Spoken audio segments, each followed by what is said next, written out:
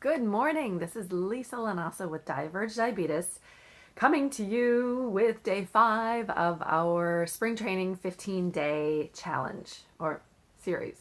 I always want to say challenge. Well, I guess it is a challenge because I'm putting forth challenge questions on Facebook that I'm asking you all to be a part of and answer and be a great resource and community for the other people who are commenting as well. So we'll call it a challenge. That's fine.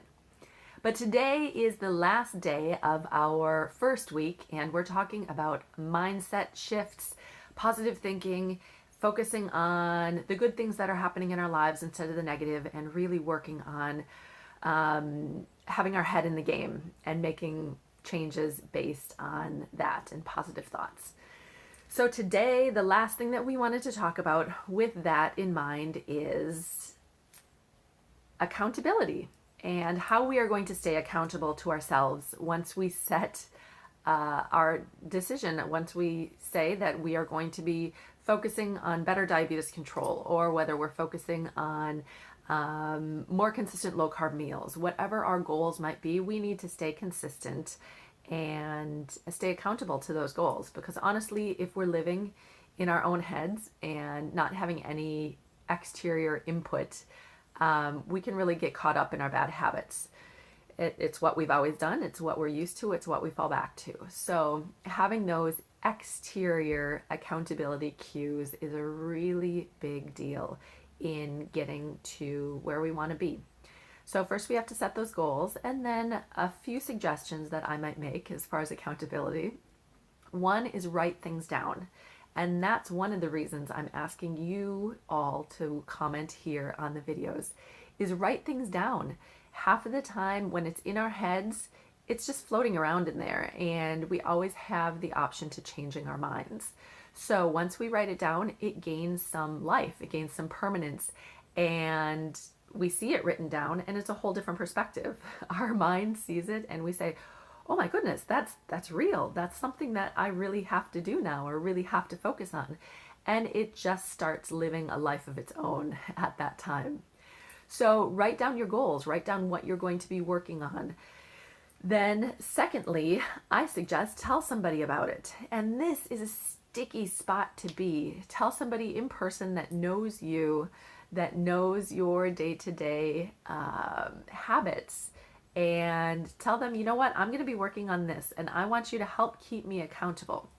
Now, some people might argue that they don't have somebody that's really supportive in their day-to-day life. But it doesn't have to be a family member. Many times the people who are most supportive are the people we're close to, but maybe not quite that close. So maybe it's a coworker. Maybe it's somebody who has been your workout buddy. Maybe it's maybe you hire a personal trainer or a coach or somebody like that who could be a non-partial judge and really help push you towards your goals.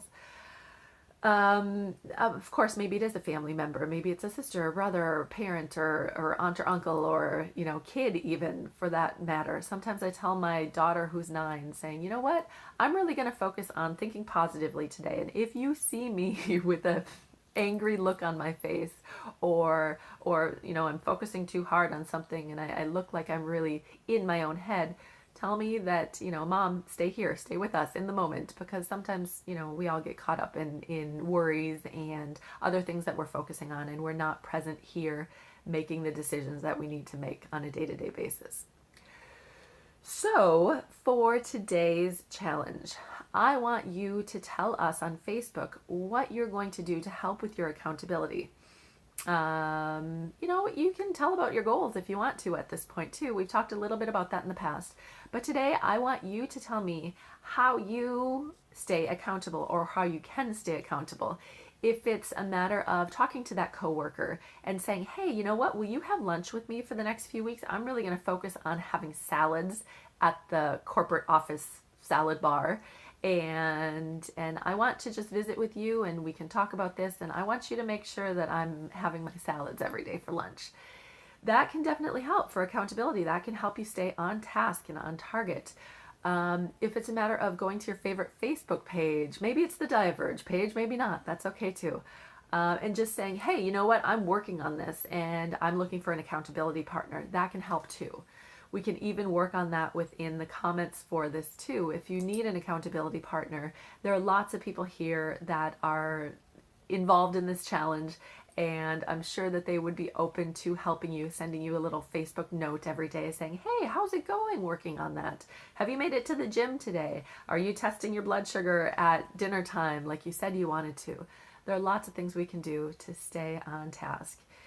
And so please leave a comment here. Tell us what you're going to be working on for accountability, what steps you're going to be taking to keep yourself more accountable, whether that's writing it down, talking to a friend or neighbor or relative or coworker, whether that's posting it on Facebook, asking for an accountability partner, hiring somebody to help you through this process. Let us know in the comments.